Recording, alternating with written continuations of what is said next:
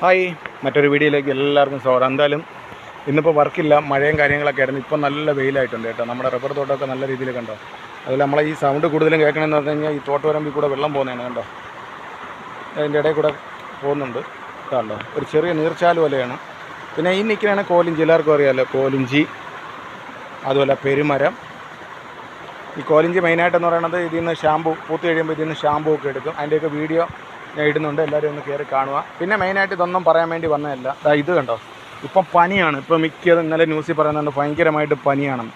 ഇതിപ്പോൾ ഒരു റബ്ബർ ചിരട്ടയിലിരിക്കുന്ന വെള്ളമാണ്. ഈ വെള്ളത്തിലിരിക്കുന്ന കൂത്താടി നോക്കിയാണ് കണ്ടോ. ഇതുപോലെ നമ്മുടെ വീട്ടിൻ്റെ അവിടെയൊക്കെ ഇതുപോലെ വെള്ളങ്ങൾ കാര്യങ്ങളൊക്കെ ഈ എന്തെല്ലെങ്കിലും കെട്ടിയിരിക്കുകയാണെങ്കിൽ അതിനെ പയ്യെ എടുത്ത് കമത്തി കളയുക. അപ്പോൾ ചെറിയ ചെറിയ പഴയ പാത്രങ്ങളൊക്കെ കിടക്കണം. അതിലെല്ലാം ഇതുപോലെ മെയിനായിട്ട് കാരണം എന്ന് വെച്ചാൽ കൊതു മുട്ടയിട്ട് വരും. അതുപോലെ പനിയും പല പല മാരകമായ അസുഖങ്ങൾ കൊണ്ട് എത്തിക്കും. അപ്പം എന്തായാലും ഞാൻ ഇതിനൊന്ന് ചരിച്ച് വയ്ക്കുകയാണ്. എന്തായാലും കണ്ടിട്ട് കണ്ടോ, ഇതാണ്ട് ഇപ്പോൾ ആ കൂത്താടി എല്ലാം പോയി കണ്ടോ.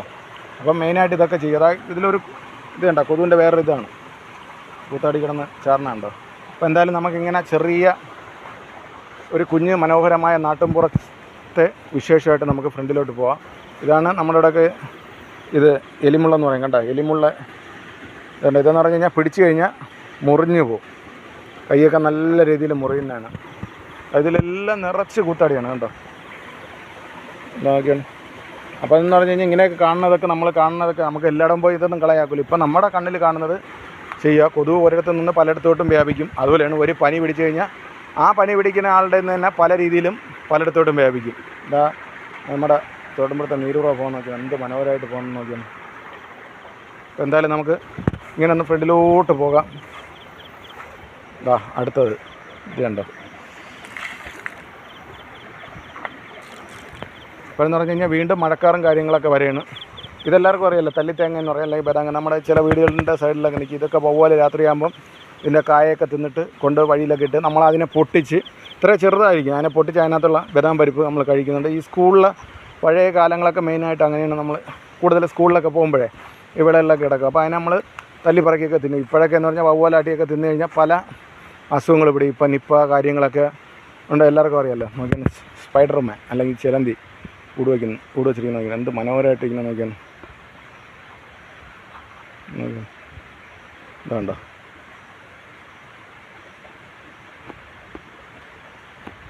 എന്തായാലും നമുക്ക് ഇത് മെയിനായിട്ടെന്ന് പറയണത് ഇതാ ഈ ഒരു ഇത് വന്ന് ഇതിലടിഞ്ഞ് അതിനെ എടുക്കാൻ വേണ്ടിയാണ് ഈ വരുന്നത്. അതുണ്ടോ, വരുന്ന ആ കാഴ്ച നോക്കിയാൽ എന്ത് മനോഹരമായിട്ട്. അത് കണ്ടോ, അത് ആ കൂട് കെട്ടിയിരിക്കുന്ന എത്ര റൗണ്ടെന്ന് മനസ്സിലായോ. ഇങ്ങനെ റൗണ്ട് വന്നാണ് അത് കൂടിയിരുന്നത്. പറഞ്ഞാൽ നമ്മുടെ ഒരു വീടിൻ്റെ മേൽക്കൂര എങ്ങനെയാണ് ചെയ്യുന്നത് അതുപോലെയാണ് അതിൻ്റെ കൂടും. അത് സേഫ്റ്റി കണ്ടോ, അതാ വന്നു.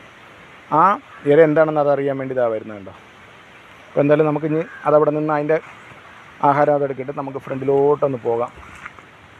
കണ്ടോ, നല്ല മഴക്കാറ് കയറി വരെയാണ് ഗൈസ് കണ്ടോ.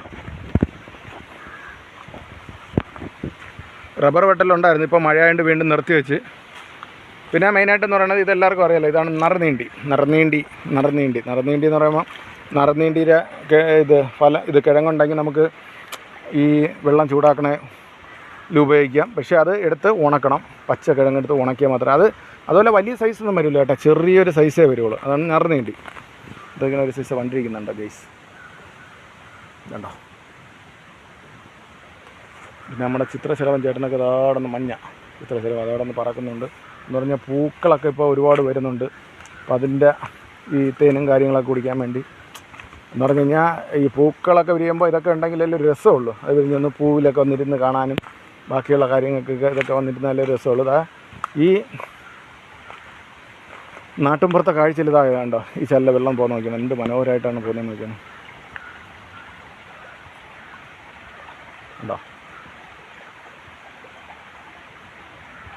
എന്ന് പറഞ്ഞു കഴിഞ്ഞാൽ ഇതൊരു കുഞ്ഞ് ഗ്രാമപ്രദേശമാണ് കേട്ടോ. ഇവിടെ എന്ന് പറഞ്ഞു കഴിഞ്ഞാൽ റബ്ബർ വളയും ഈ ചെറിയ തോട്ടില്ല ഈ വെള്ളത്തിൻ്റെ കളകള സൗണ്ടും കാര്യങ്ങളൊക്കെയാണ്. നല്ല മനോഹരമായ വൈബാണ് കേട്ടോ. അതാ കണ്ടോ. എന്നാലും നമുക്കിനി വരുന്ന വഴി തന്നെ പോകാം. പിന്നെ എല്ലായിടത്തും ഒരു കാര്യം, നിങ്ങൾ എൻ്റെ പുതിയ ചാനലാണ് ഷാജി ഒരു ചെറിയ ഫാമിലി എന്ന് പറയുമ്പോൾ ഇതൊരു ഷാജി ഒരു വലിയ ഫാമിലി സെക്കൻഡ് ചാനലാണ്. അപ്പോൾ എല്ലാവരും ഇത് സപ്പോർട്ട് ചെയ്യണം.